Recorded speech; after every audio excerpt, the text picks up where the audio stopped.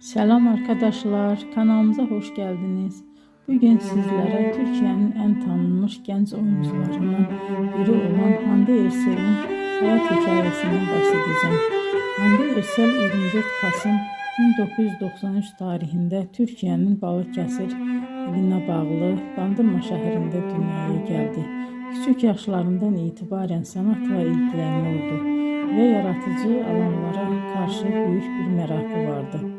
Daha sonra İstanbul'da Mimar Sinan Güzel Sanatlar Üniversitesi'nde eğitim aldı. Ama onun hayatında ilk adım oyunculuk değildi. Hande Erçel kariyerine modellik yaparak başladı. Genç yaşta katıldığı güzellik yarışmaları sayesinde dikkat çekti ve kısa bir süre televizyon dünyasının kapıları ona açıldı. 2015 yılında yayınlanan Güneşin Kızları dizisinde Selin karakterinin canlandırmasıyla geniş kitleler onu tanımaya başladı.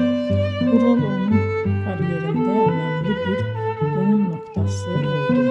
Ardından birçok başarılı projede yer aldı. Bugün Hande Erçel sadece Türkiye'de değil,